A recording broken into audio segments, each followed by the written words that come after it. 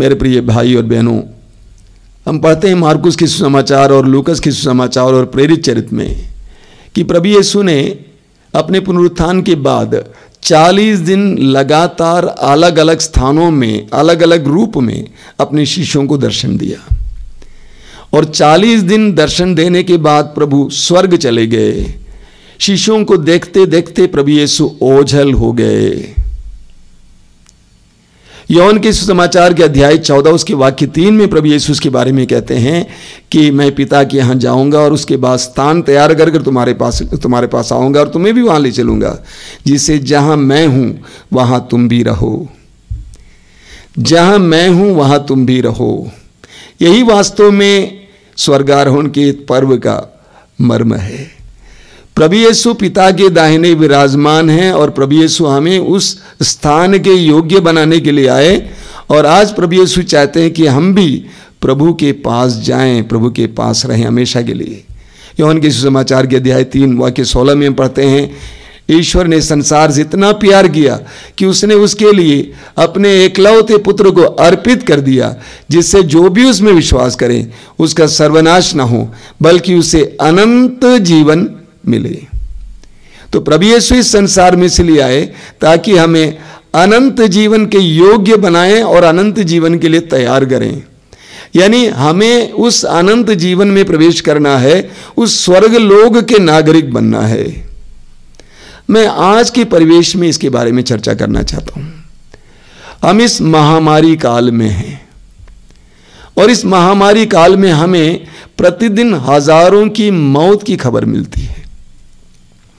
जब भी किसी की मौत की खबर आपको मिल जाती है, मालूम आप क्या करते हैं? आप अपनी मौत के बारे में सोचते हैं। यानी किसी की भी मृत्यु की खबर आपके लिए घंटी जैसी है, एक पूर्व सूचना है। जैसा कि प्रवक्ता ग्रंथ में लिखा गया है, आज वह कल तुम, आज वह कल तुम। इसीलिए स्तोत्रकार कहता है, स्तोत्र 90 उसके वाक्य 12 में, हमें जीवन की क्षण भंगुरता सिखा, हमें जीवन की क्षण भंगुरता सिखा जिससे हमें सद्बुद्धि आ जाए। यानी हमें जीवन के बारे में समझा कि जीवन पानी के बुलबुले के सदृश है, उसकी क्षण भंगुरता, उसका कोई भरोसा नहीं है। कब मेरा जीवन समाप्त हो जाएगा मैं नहीं जानता। स्तोत्रकार कहता है कि प्रभु मुझे जीवन की क्षण भंगुरता सिखा। यानी एक तरह से मौत के बारे में बता, मौत के बारे में समझा। इस कोरोना काल में कितनी मौतें हुई हैं, कितने लोग जिनको आप जानते थे वे गुजर गए, कितने लोग जो सार्वजनिक रूप से लोगों के सामने बहुत पब्लिक, बहुत बड़े व्यक्ति थे, गुजर गए। अच्छे अच्छे लोग गुजर गए, बुरे बुरे लोग भी गुजर गए। हमारे रिश्तेदार गुजर गए, कोई माँ को गंवाया है, कोई पिताजी को गंवाया है, भाई को, बहन को। यानी इन दिनों हमें मौत के बारे में बहुत संदेश मिल रहा है। भला बताओ, दिल्ली के स्मशान में सैकड़ों की संख्या में जल रही उन चिताओं के बारे में कौन भूल सकता है? क्या मानव इतिहास भूल सकता है? कोई नहीं भूल सकता है। बंद आंखों के सामने भी वो चिताएं जल रही हैं, वो आग। भला बताओ, गंगा नदी में तैरते हुए उन लाशों को कौन भूल सकता है? तो बराबर हमें मौत के बारे में खबर मिल रही है। जानते हैं, जब मौत की छाया हम पर पड़ने लगती है, यानी हमें इस बात का एहसास होने लगता है कि मृत्यु मेरे करीब है, तो जिन जिन चीजों को हम बहुत महान समझते थे, बड़ा समझते थे, जिनके प्रति हमारी आसक्ति थी, हमारा मोह था, चाहे वो धन हो, नाम हो, पद हो, अधिकार हो, लोग हो, भोग विलास हो, वे फीके पड़ जाते हैं, वे फीके पड़ जाते हैं। किसी का कहना है कि when the torch of death falls upon all these, they will look useless।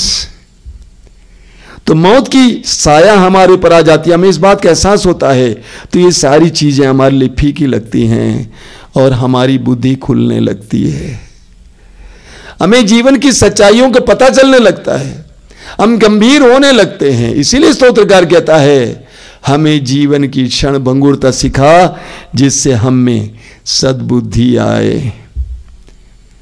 हमारे उत्तर भारत में कई साल पहले, वर्षों पहले साधु संत लोग ग्रामीण अंचल में, गांवों में निर्गुण गाते थे, लोगों को समझाने का प्रयास करते थे कि बंदे प्रभु भजन चित्त लगाना, ये जीवन 2 दिन का है। एक बहुत सुंदर गीत है, बंदे प्रभु भजन चित्त लगाना, कभी ना भुलाना कि जीवन है 2 दिन का। मैं तो गाऊंगा यहाँ पे, बंदे यीशु भजन चित्त लगाना, कभी ना भुलाना कि जीवन है 2 दिन का। बंदे यीशु भजन चित्त लगाना, कभी ना भुलाना जीवन है 2 दिन का।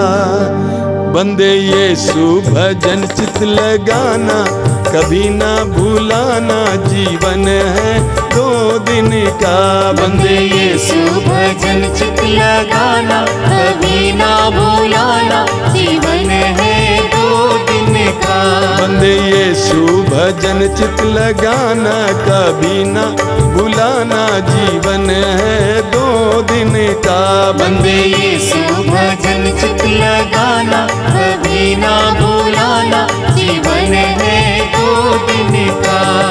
यही दहिया है माटी का बर्तन, यही दहिया है माटी का बर्तन, यही दहिया है माटी का बर्तन, यही दहिया है माटी का बर्तन। तन का लगत फूट जाना, कभी ना भुलाना जीवन है 2 दिन का। बंदे यीशु भजन चित्त लगाना, कभी ना भुलाना जीवन है 2 दिन का। बंदे यीशु भजन चित्त लगाना, कभी ना भुलाना जीवन है 2 दिन का। यही दहिया है कागज की पुड़िया, यही दहिया है, ये कागज की पुड़िया है, पुड़िया। यही दहिया है कागज की पुड़िया, यही दहिया है कागज की पुड़िया।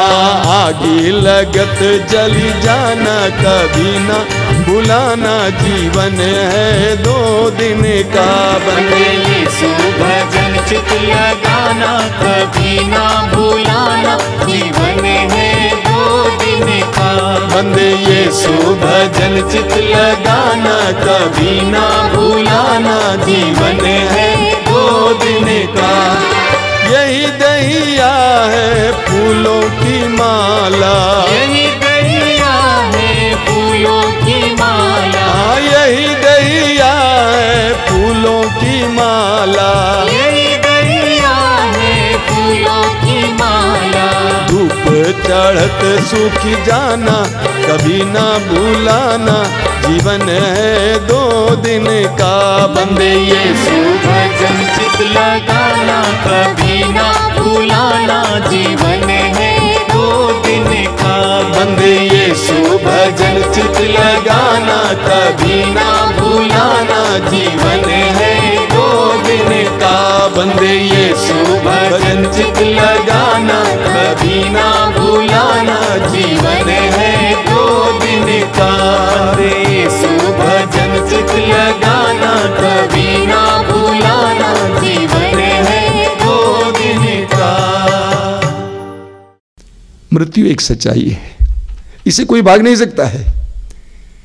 चाहे आप कितने बड़े धनी इंसान हो, चाहे आप कितने पढ़े लिखे क्यों ना हो, आपकी प्रतिभाएं हों, आप बहुत सुंदर हों, कोई भी मृत्यु से बच नहीं सकता है। मृत्यु एक सच्चाई है, इस सच्चाई को स्वीकार करना है। और इन सारी चीजों के प्रति जो हमारा मोह है, हमारी अज्ञानता के कारण है। हम अज्ञान हैं, हम मूर्ख हैं, इसीलिए हमारे अंदर इन सारी चीजों के प्रति मोह है। लूकस के सुसमाचार के अध्याय 2 वाक्य 16 से प्रभु यीशु हमें एक बहुत सुंदर दृष्टांत सुनाते हैं। और ये दृष्टांत है एक धनी इंसान का दृष्टांत है। प्रभु ने बहुत अच्छे ढंग से समझाया है। एक धनी व्यक्ति था, उसके पास बहुत खेत था। पुराने जमाने में धनी का मतलब जिसके पास बहुत खेत होता था, जिसके पास बहुत खेत था और उसके खेत में इतनी अच्छी फसल हुई कि उसने देखा कि वो अनाज उसके बखार में बटोर नहीं पा रहा था। इसीलिए उसने कहा मैं अपने बखार को बड़ा कर दूंगा तोड़कर, और सारे अनाज को उसमें इकट्ठा करूंगा और अपने से कहूंगा कि भाई तुम्हारे लिए कई वर्षों के लिए अनाज इकट्ठा है, विश्राम करो, खाओ पियो, मौज उड़ाओ। परंतु ईश्वर ने उसके पास आकर कहा, अरे मूर्ख, यदि आज ही रात को तुम्हारे प्राण तुझसे लिया जाए, आज ही रात को तुम्हारे प्राण तुमसे लिया जाए, तो ये सारी संपत्ति किसकी होगी? प्रभु ने उसको मूर्ख कहा। क्यों? उसने सोचा कि मेरी संपत्ति मुझे सुरक्षा दे सकती है। प्रभु ने उसको मूर्ख कहा। क्यों? क्योंकि उसने सोचा कि ये सारी संपत्ति मेरे लिए है। एक बहुत सुंदर वचन है उसी अध्याय में, उस दृष्टांत के अंत में लिखा हुआ है, वाक्य 21 में, यही दशा उसकी होती है जो अपने लिए तो धन एकत्र करता है किंतु ईश्वर की दृष्टि में धनी नहीं है। देखिए वचन में लिखा हुआ है, यही दशा उसकी होती है जो अपने लिए तो धन एकत्र करता है किंतु ईश्वर की दृष्टि में धनी नहीं है। हमें सबको छोड़ के जाना होता है।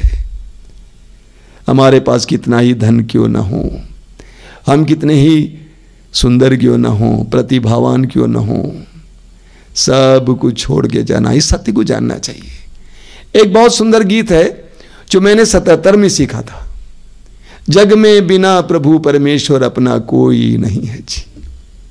बहुत सुंदर है। जग में बिना प्रभु परमेश्वर अपना कोई नहीं है जी। माटी ओढ़ना, माटी बिछौना, माटी का सिरहाना, एक दिन ऐसा होगा बंदे कि माटी में मिल जाना। मैं आपके लिए इस गीत को गाना चाहता हूं, जग में बिना प्रभु परमेश्वर अपना कोई नहीं है जी। बहुत सुंदर गीत है। जग में बिना प्रभु परमेश्वर अपना कोई नहीं है जी। जग में बिना प्रभु परमेश्वर अपना कोई नहीं है जी। जग में बिना प्रभु परमेश्वर अपना कोई नहीं है जी। जग में बिना प्रभु परमेश्वर अपना कोई नहीं है जी। जग में बिना प्रभु परमेश्वर अपना कोई नहीं है जी। माटी ओढ़ना, माटी बिछौना, माटी का सिरहाना, माटी ओढ़ना, माटी बिछौना, माटी का सिरहाना। एक दिन ऐसा होगा बंदे, एक दिन ऐसा होगा बंदे, माटी में मिल जाना अपना कोई नहीं है जी। जग में बिना प्रभु परमेश्वर अपना कोई नहीं है जी।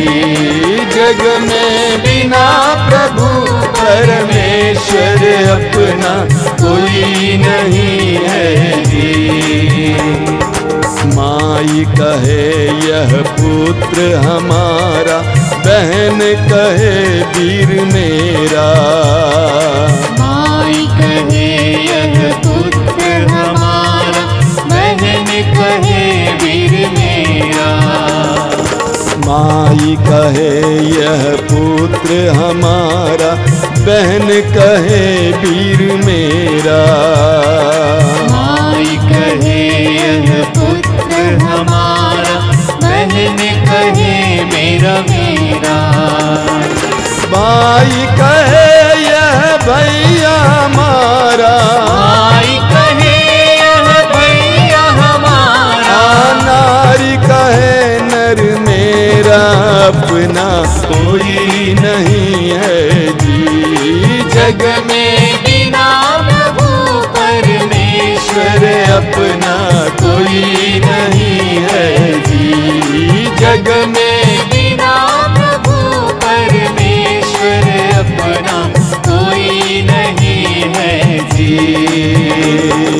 सदा न बाग में बुलबुल बोले, सदा न बाग बहारा, सदा न बाग में बुलबुल बोले, सदा न बाग बहारा।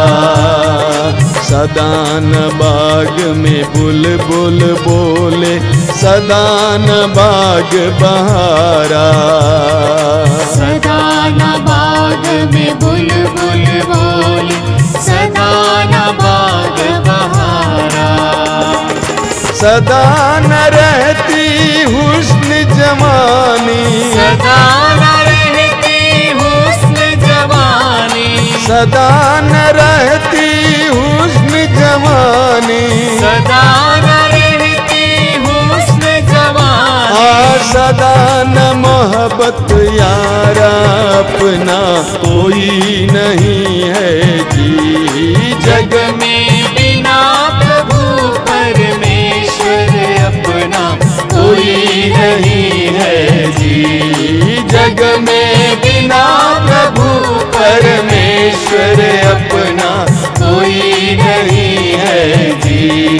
जग में बिना प्रभु परमेश्वर अपना कोई नहीं है जी। कितनी बड़ी सच्चाई है ना, हमने देख लिया। विशेष करके इस कोरोना काल में, इस महामारी में हमने देखा। कुछ दिन पहले मैंने एक वीडियो देखा जहां पर बताया गया कि कहीं, मैं जगह का नाम नहीं लूंगा, एक जगह पर शहर में जज साहब रहते थे, उनको खबर मिली उनके पिता की मृत्यु हो गई कोविड से। वे घर नहीं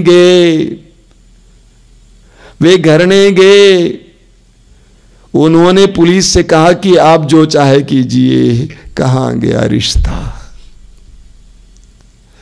बनारस में एक नारी के बारे में मैंने आपसे कहा, उसका पति गुजर गया, 68 ईयर्स, 68 साल की। उसने उनके रिश्तेदारों और उनके भाइयों को खबर दी कि आपका भाई मर गया है। कोई कंधा देने नहीं आया। उस नारी को अपनी दाई के साथ, जो उसके घर पे काम करती थी, उसके साथ बगल के 2 युवकों की मदद से उसके पति के लाश को ढोकर स्मशान ले जाना पड़ा। जग में बिना प्रभु परमेश्वर अपना कोई नहीं है जी। आपने वीडियो देखा होगा एक बूढ़े आदमी को, बूढ़ा, उसकी पत्नी मर गई, उसके पास कोई साधन नहीं है, साइकिल पर रखकर बेचारा ढकेल रहा था स्मशान की ओर।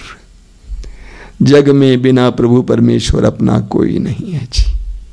इसीलिए स्तोत्रकार कहता है, हमें जीवन की क्षण भंगुरता सिखा, जिससे हम में सद्बुद्धि आ जाए, हमारे अंदर प्रकाश आ जाए, हम ईमानदारी की जिंदगी जिए। हमें जीवन की क्षण भंगुरता सिखा।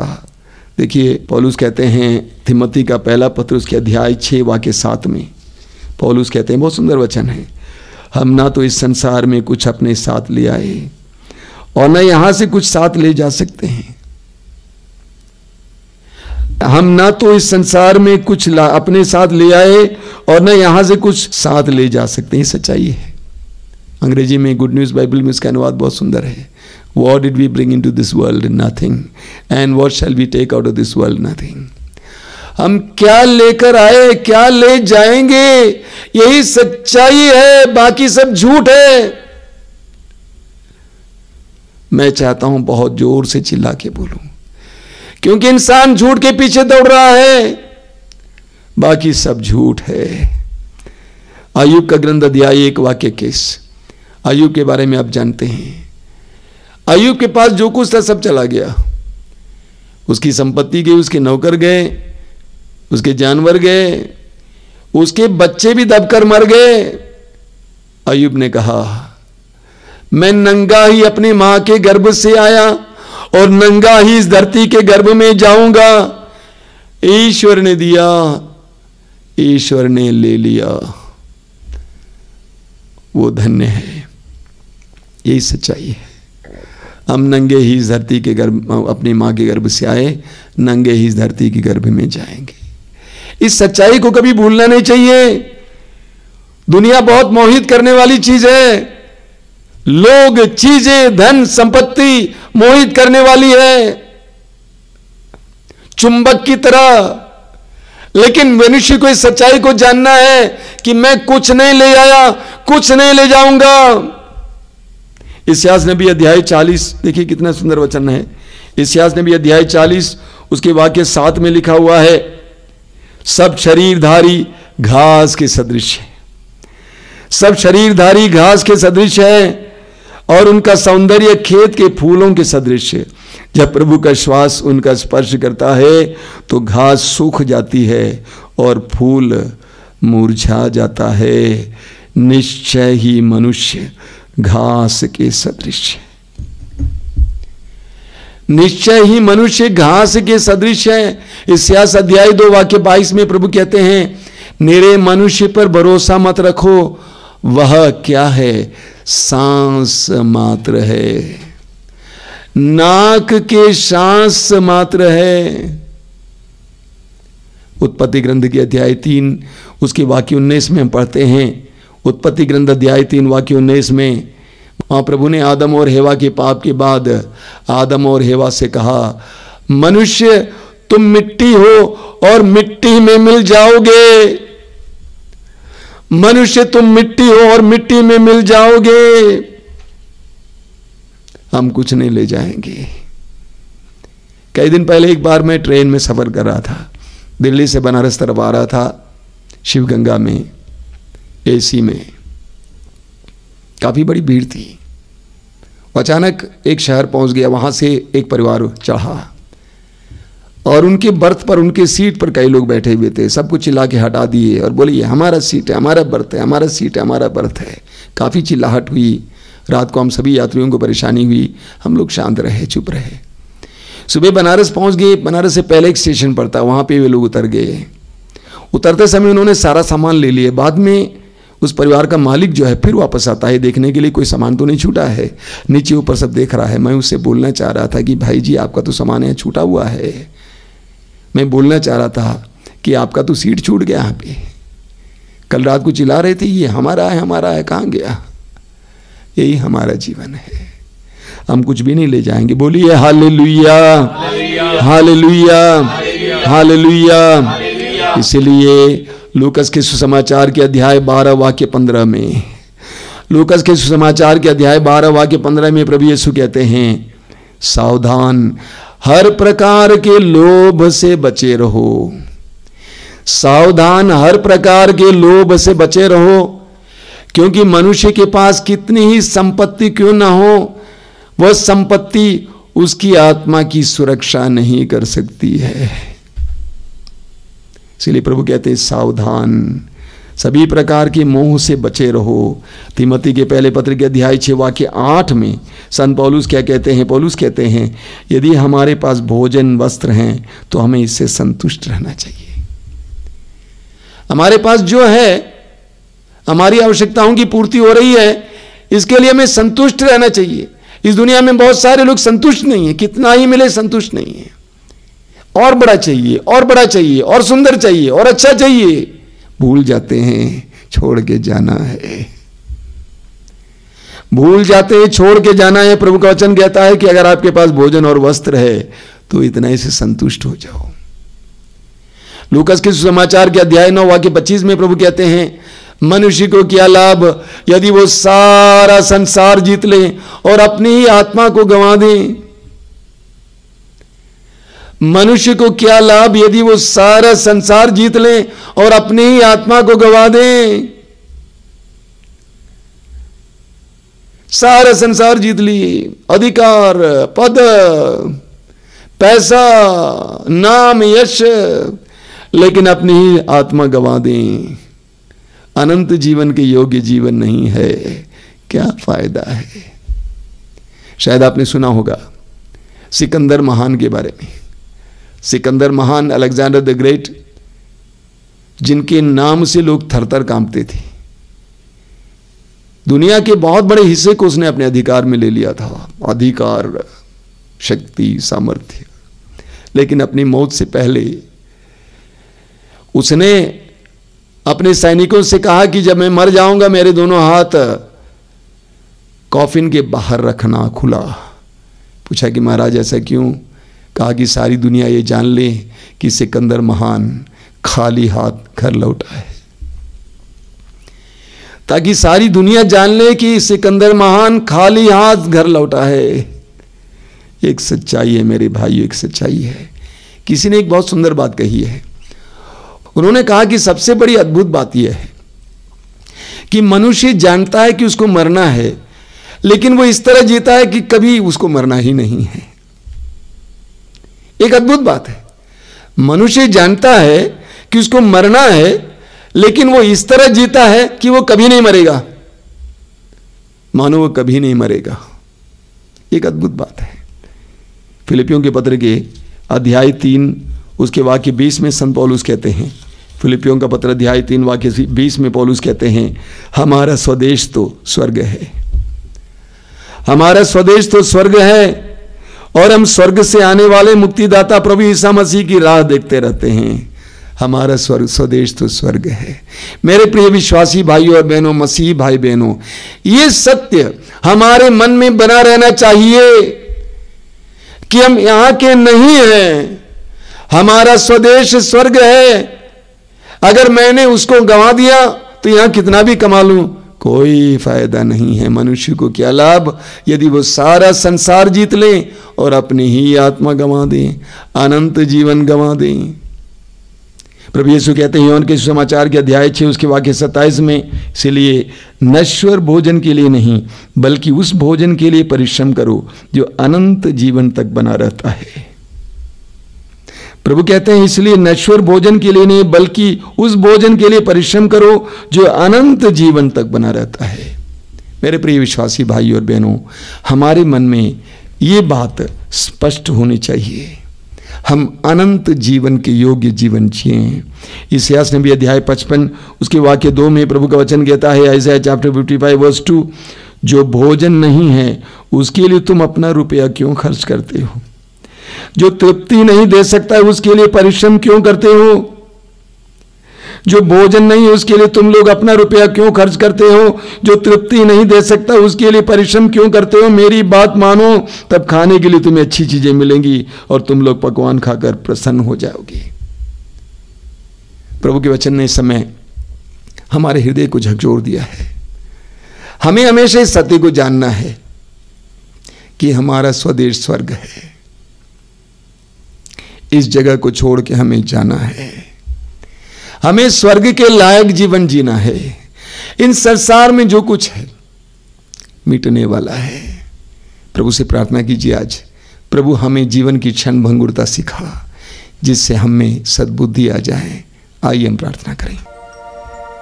ईमानदारी से समय प्रभु से प्रार्थना कीजिए, प्रभु मेरी बुद्धि को प्रकाशित कीजिए।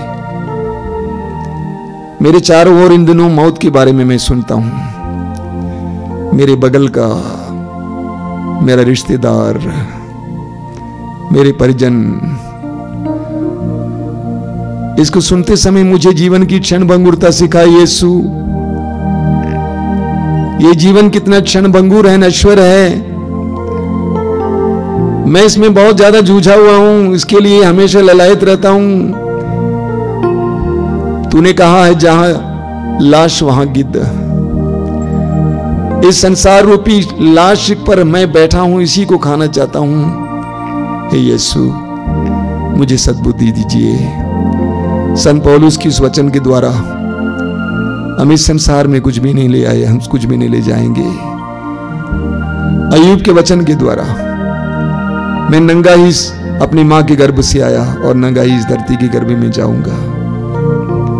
मेरी बुद्धि को प्रकाशित करना, जीवन की क्षण भंगुरता सिखाना, ताकि मैं स्वर्ग के योग्य, तेरे वचन के योग्य जीवन जी सकूं। ईमानदारी की जिंदगी जी सकूं, प्रेम और सेवा की जिंदगी जी सकूं, पवित्र जीवन जी सकूं।